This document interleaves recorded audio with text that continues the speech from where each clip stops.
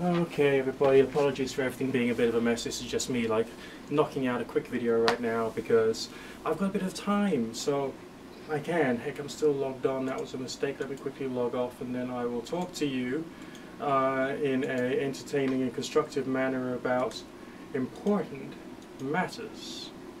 Okay, important matters will be blowing the thing up a bit too much, but I've been doing a few posts, as you know, on the subject of Guayusa tea, spelled G-U-A-Y-U-S-A, Guayusa, okay? The Lucid Dreaming tea. And I played around with it, and I'd done it in a certain way that someone else had suggested, and I hadn't quite got the quality of results which I was hoping for.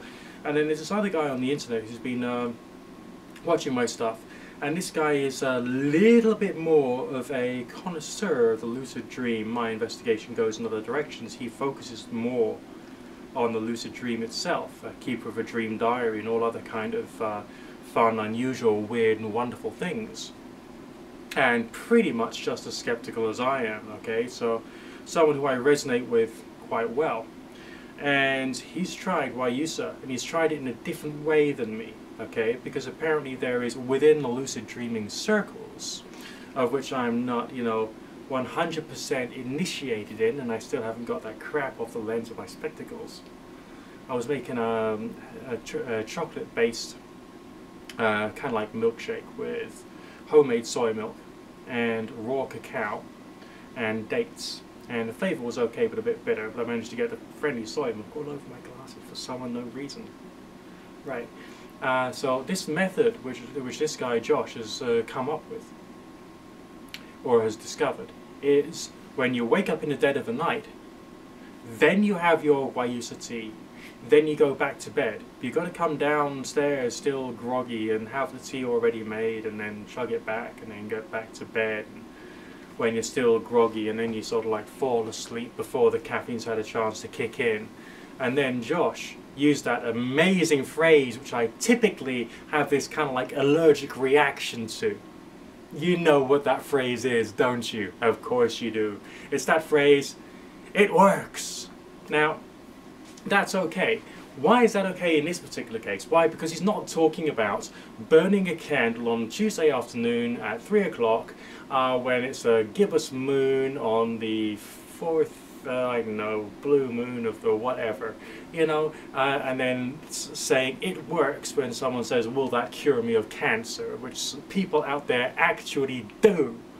That's the kind of thing which pisses me off, because that's not as concrete as when we're talking about physical forces and chemical forces, okay? I mean, I can say it works about vitamin C.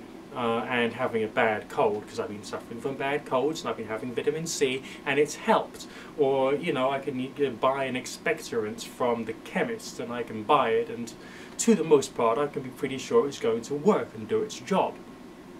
So therefore, using the phrase "it works then" is not quite as bad as when someone says, well, let's burn a candle on Tuesday afternoon at 3 o'clock on the waxing gibbous moon, and then everyone in the world will be cured of cancer, and it works. It works. That's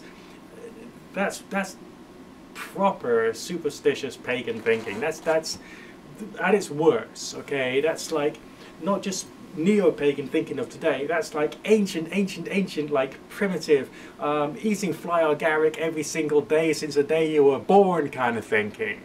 Alright? Which people who haven't been eating fly agaric every single day since the day they were born do in this era, because they've like allowed themselves to be reprogrammed and reconditioned by all the various like really poor quality shit which is written in this whole like world of the weird, marketplace. So Josh, if you want to say it works about this on the basis of your like intense, like totally lucid, clearer than reality experience which you had, then fine, I've got no objection to that personally. Not that it would matter if I had an objection to it or not, okay? It's just like my personal opinion. I'm just sharing my opinion here on the use of the phrase in this context.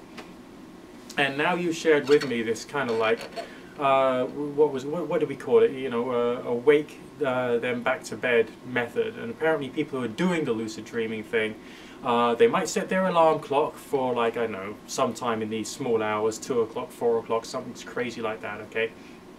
or if you go to bed really early, maybe midnight, so that you then wake up and then try and get back to sleep at that point, and then do their, you know, lucid dreaming type meditations to try and get into that state.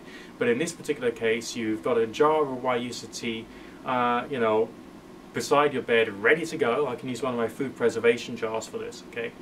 And so, you know, you come to, you know, you're bleary-eyed, you stay groggy as hell, you open up your jar and knock it back, and oh, that's interesting, and you go to sleep.